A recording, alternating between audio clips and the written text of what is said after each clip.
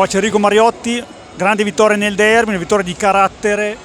Complimenti alla tua squadra che ha saputo mantenere un giusto temperamento con una partita difficile, perché la zona aveva messo un po' in difficoltà all'inizio, poi però con un po' di pazienza e anche con una buona prova di carattere i tuoi ce l'hanno fatta.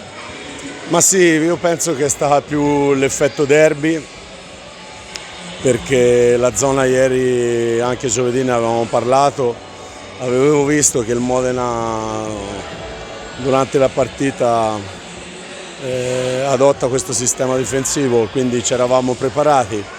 Tra le altre cose abbiamo fatto abbastanza bene, si può fare molto meglio, ma abbiamo fatto abbastanza bene perché non è tipico allenarsi contro una zona.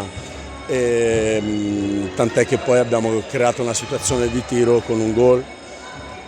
Poi per il resto siamo partiti in svantaggio, ci ha creato ancora più nervosismo, un po' di precipitazione, un primo tempo giocato sicuramente non ai nostri livelli, anche difensivamente non eravamo ben posizionati, abbiamo concesso troppo, però siamo rimasti in partita e nel secondo tempo sicuramente ci siamo organizzati meglio, abbiamo difeso meglio, abbiamo attaccato meglio, abbiamo creato molto di più, sapevamo che era difficile e comunque alla fine con una grande prova di carattere e di cattiveria, di cuore abbiamo cercato questa vittoria, abbiamo portato a casa 3 punti che per noi sono fondamentali per il nostro continuo.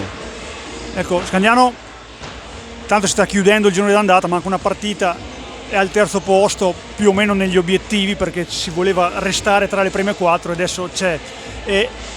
Come gioco è quello che ti aspettavi fino a questo momento, con un primo mini bilancio di questa stagione? Ma per noi, per me personalmente, io parlo per me, quindi quello che io trasmetto ai ragazzi, l'obiettivo è quello di migliorare, perché questa è una squadra che deve migliorare, può migliorare tanto, i ragazzi si mettono a disposizione, però non è semplice farlo in poco tempo. Credo che abbiamo migliorato tanto in questi 4 mesi. E si vede nel complesso del gioco della squadra nelle sue fasi difensive o di contropiede o di attacco. Quindi l'obiettivo per noi in un girone dove ci sono circa 6-7 squadre tutte dello stesso livello e forse ce n'è un paio sicuramente che possiamo considerare superiori, Breganze e Correggio. Siamo dove vogliamo, cioè la zona playoff, che è quella che vorremmo mantenere da oggi fino alla fine della regular season.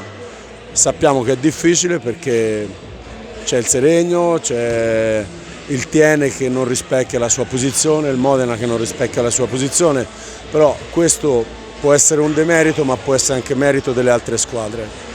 Noi per ora siamo lì e pensiamo alla prossima che è a Bassano, che sarà un'altra partita molto complicata. Grazie mister. Grazie a voi.